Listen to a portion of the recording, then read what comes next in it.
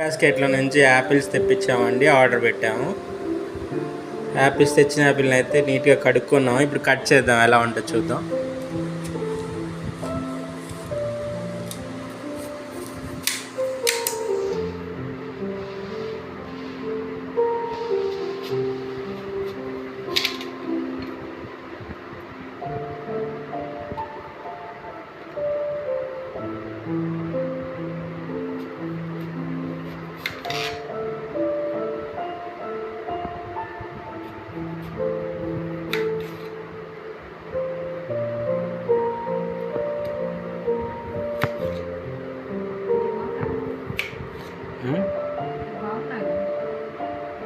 చాలా బాగున్నాయండి apples,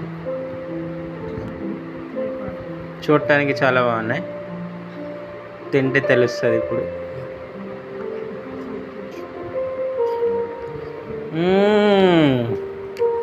worth